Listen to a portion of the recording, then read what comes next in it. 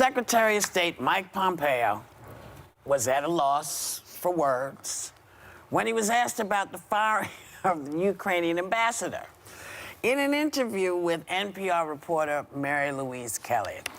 Watch the clip. I have defended every State Department official.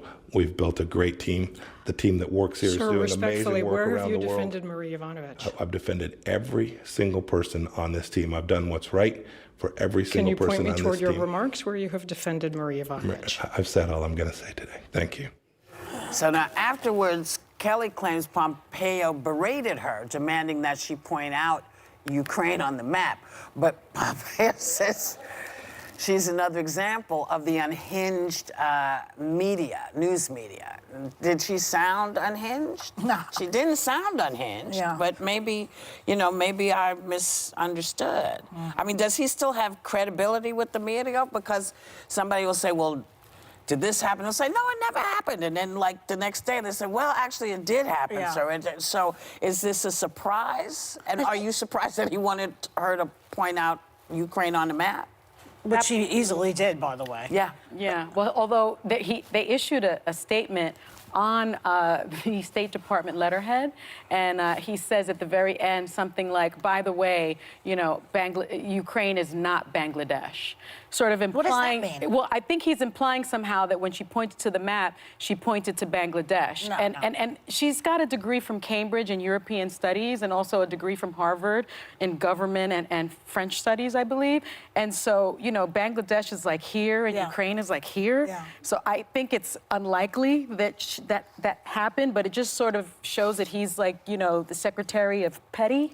And I just think that if he's supposed to be the chief diplomat, berating a woman, a journalist in that way, and then issuing it on State Department letterhead, takes it to a different level. It feels like the administration is loaded with bullies.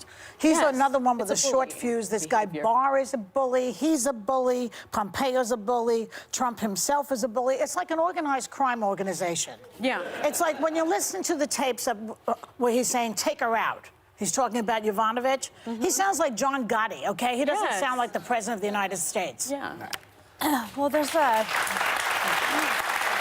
weird pattern right now of people walking out of NPR interviews, because remember, we talked on the show, Adam Driver did it, because something he asked not to be played on NPR was played. So this is now the second notable person that's walking out of NPR. So I don't know what's going on over at NPR. I will say, if you go into an interview and you're someone like Mike Pompeo and you say, I want to talk about this, I don't want to talk about this, and you agree ahead of time, and that journalist breaks the agreement, I can understand how you would get frustrated. I didn't think he sounded that angry either. Apparently they went to a back room. Apparently they went to another room and got into a fight, well, that's which like is ridiculous as well. But I will say that the breakdown between the trust between the media and the White House right now, I think, is because of this, because you have journalists reporting off-the-record information all the time, and they think we don't know that that's what this is, because she apparently has all of the text between them saying he is that. Denied. I think it's a he said, she said. Yeah, sorry. But I think she's got the. I think she's got the thing. But and I have to say, NPR is the last place I would be concerned. Now there are times when people ask questions you don't want them to, and you have every right. But I think NPR,